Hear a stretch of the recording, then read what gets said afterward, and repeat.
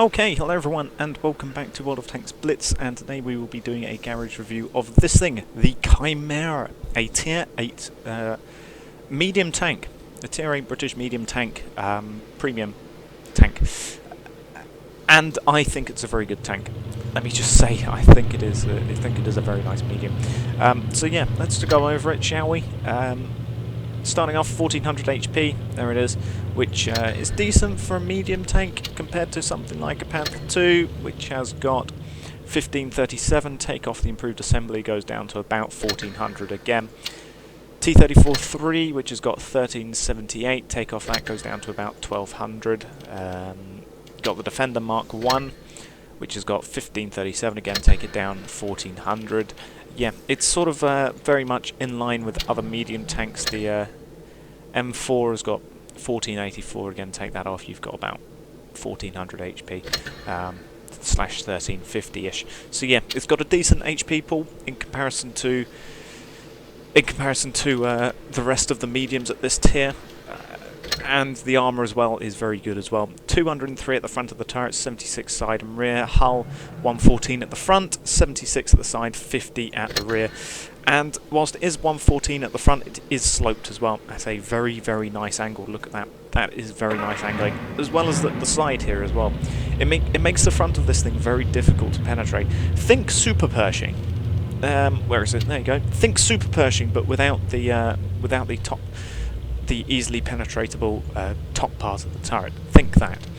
So yeah, 203 mil of armour at the front of the turret. It is flat, however, so guns that do have decent pen will just go straight through the front of your turret. That's just how it is. It is flat. It is just a straight flat turret. So yeah, not many things will have problems penetrating you frontally at close range, but medium to long range, guns that don't quite have as much penetration, other mediums for example, will struggle to get through your frontal armour.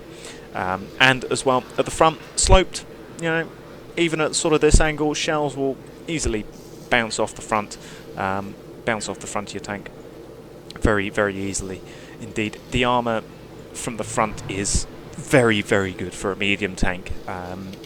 It's comparable to, you know, a heavy, for example, as to how good the frontal armour of this thing is. Of course, it's not without the weakness. You do, of course, have the top commander's cupola, and it is a pretty big boy. Look at it. It is very wide, very thick in comparison to something like a Sherman. Yeah, the Chimera stretches to nearly the grating on the floor of the garage, and the Sherman, yeah, you've got very much. Even something like the CDC, look at the size of that, and then you look at the size of that. I think the CDC is actually thinner, I believe, yeah. CDC is actually thinner, and it's not exactly a small medium tank. So, yeah, it is quite a large tank. If you are trying to sort of keep it hidden behind a rock, good luck with that, because it really just does not have a very small profile. It is just a very wide, thick boy to have on the battlefield. And with that comes the mobility, 33 kilometers per hour, average speed with a 16.8 power to weight ratio, 56 tons with a 27 degrees per second turret traverse and a 32 degrees per second hull traverse with a 945 horsepower engine. It is not the most mobile thing around. It makes you think. You see it from the side and you think, oh, that must be relatively mobile. It looks a bit like a Centurion, you know, the Defender Mark 1. If this thing had the side skirts, it looks similarly to that. But then you come to the side and you go, oh, that's a lot of tank. That is a lot of tank. And the engine, whilst it is powerful, is still not exactly the best. In comparison, the Panther 2 has got a 31 kilometers per hour average speed, but it does have far better turret and hull traverse. It doesn't quite have the same engine power though. T-34-3 has got 31 average speed, but 14.7 power to weight. It also has a much better hull and turret traverse. Even something like the M4A1, the Sherman, which has just got a massive gun on it, that's got actually better average speed and better power to weight with a better hull and turret traverse, but for a weaker engine. So you know, even this thing, it's an M4 Sherman with a massive turret and a 105mm gun stuck onto it. This thing has got better mobility than a Chimera. So, Chimera is not the most mobile thing. Yeah, slow to traverse. Top speed and average speed is pretty good, as is the power to weight. However, yeah, mobility, things can get around the side and rear of you. Things like a, where is it, Defender. There you go. Something like this, which has got a 22 power to weight, 38 average speed, and far better hull and turret traverse. Most of the tech tree mediums as well will easily be able to get around the side and rear of a Chimera, just because, yeah, it's not the most mobile thing. It is pretty much a pocket heavy, sort of. Playstyle would be comparable to something like a Super Pershing. Although it is more so like a heavy, as you will see when we come to the gun.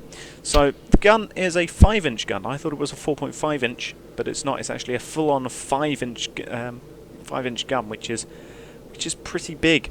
As you can see from the 4.1 second aim time, 0.34 dispersion though, which is pretty good, but a 13.8 second reload time for 1900 DPM. Does have very good average pen though, 218 with AP, 252 with APCR, 64 with HG. Does 440 average damage with AP, 400 with APCR, and 530 with HG. But it does have 10 degrees of gun depression, only 15 degrees of gun elevation though. Something like a Panther 2 has got 20 degrees of gun elevation and 8 degrees of gun depression. Something like the M4A1 here has got 10 and 20. So, whilst it does have decent gun depression angles, gun elevation is a bit lacking. But yeah, the gun I find it comparable to the most is the same gun as is mounted on the Tankenstein, which is the 130mm naval cannon. Because as you will see, does an average of 460 average damage, so it does 20 average damage less with AP, and it does get the slightly different APCR, but it's most comparable to something like this in terms of damage numbers with regular AP.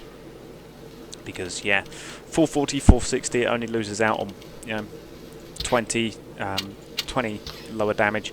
You can quite easily roll higher numbers. You can quite easily roll into the 500s with a single shot if you get decent RNG, but otherwise you will quite easily find yourself doing between 460 and 480 average damage with a single shell, which for a medium is very, very nice. It is very good indeed. Something like the M4 does 350 average damage, 105mm gun. This thing is a, how big are the shells? 127mm gun. So there you go. Yeah, 127mm 5-inch gun. Ooh, that's a very big gun. So yeah, pretty much it is comparable to a heavy tank in terms of playstyle, and a bit like the Super Pershing as well, because the Super Pershing does have very nice frontal armour for a medium, and it is also pretty fat and slow, like the Chimera. As you can see at 10, it's not quite as bad. It's not quite as good as the Chimera, I should say. It has got a worse average speed, top speed, and power to weight, but it does have better hull traverse. Very slower turret traverse. So in terms of mobility, the Chimera is actually better than the Super Pershing if you were thinking about which ones to get. But otherwise, the playstyle of this thing is pretty much like a heavy. You're not quite as front line as a heavy, because you don't quite have the all-round armour of something like a King Tiger, or a VK, or a Defender, for example. Or indeed an M6A2E1, a Mutant. You don't quite have the same sort of frontal armour characteristics and side armour characteristics as some of these tanks, but you do still at least have very nice armour for a medium tank. And indeed, if people don't know about this tank, and they don't know about the armour, how good the armour actually is of this thing, they might well be forgiven for thinking that it is a heavy and overestimating or underestimating rather your capabilities as a medium tank. So yeah, overall it is a fat slow medium with a big gun, and that suits me just fine. It does carry 40 rounds of ammo, but with a 13.8 second reload, nearly 14 second reload, yeah, you're really never going to run out of ammo in this tank, so you can go ahead mix and match those as you want. As for provisions, you've got your standard and improved fuel for 3 and 10% respectively to engine power and turret reverse. You've also got black tea and TM pudding for the 3 and 10% respectively to crew mastery. You've got your protective kit, and you've also got the sandbag armour, which increases your tank HP, which I think I might as well go ahead and bang and you know what, TM pudding on as well. So yeah, increases your HP, which is something unique to the high tier British mediums, I do believe. So yeah, very well. I think it's actually spread across various British vehicles. But yeah, still, you can go ahead and mount those as you want. I'm probably going to roll with these actually to just increase my HP. Or should I? What are we thinking? Black tea for the reload time. We only lose 42. Yeah, screw it for the reload time. Even with that buff though, the reload time on this thing is still 13 seconds. So yeah, for DPM, what's our DPM at now? 2,000, just over 2k. In comparison to something like the M4, which has got 2.3k, in comparison to Panther 2, which has got a 2.2k. Even compared to something like a T-34-3, which has got 1,700, so it's not quite as bad as some of the 122s. But you know, Type 59, 1932, or 23 rather. Yeah, it's still not exactly the best in terms of DPM. Yeah, 2100. There you go, and just finally the CDC 2329. So yeah, even so, DPM is still pretty slow,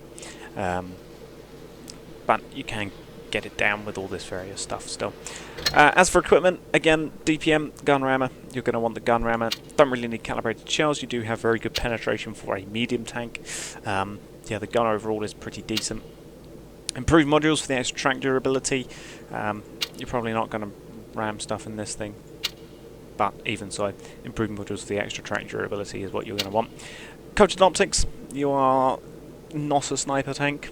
I mean, you can use it like a sniper, however the frontal armour does lend itself to more of a sort of frontline playstyle, so coated optics definitely. Enhanced aim time as well, or sorry, enhanced gun lane drive. Yeah, get that aim time down, because 3.9 seconds still isn't too bad, but it's still not exactly rapid, so the enhanced gun lane drive will help with that. Definitely enhanced armour as well, increases your hull and turret armour, which it's got very good frontal armour, so yeah, a buff to that is definitely going to be useful. And you saw there, it's a 16.8 power to weight ratio even with engine accelerator, so you're definitely going to want this for the extra power to weight. You get one extra average speed and you get a little bit of extra hull traverse, but you're going to want it for the power to weight, definitely. Vert stabs, because you don't really need the refined gun.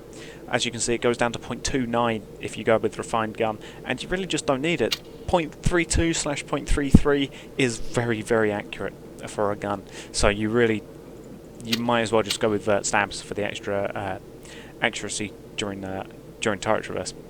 I mean, you are a medium tank after all. You're probably going to be switching between targets, so vert stabs is definitely going to be useful. And then you can go with enhanced tracks or toolbox. It really is your choice, and your choice of whatever the hell those two things are. When I got the tank, all 9 slots were unlocked, hence why I've got those open. But yeah, overall, I find it to be a very fun medium. It's a very good medium, I find. Maybe that's just because I like driving heavy tanks, and this thing, yeah, like I said, is pretty much sort of a pocket heavy.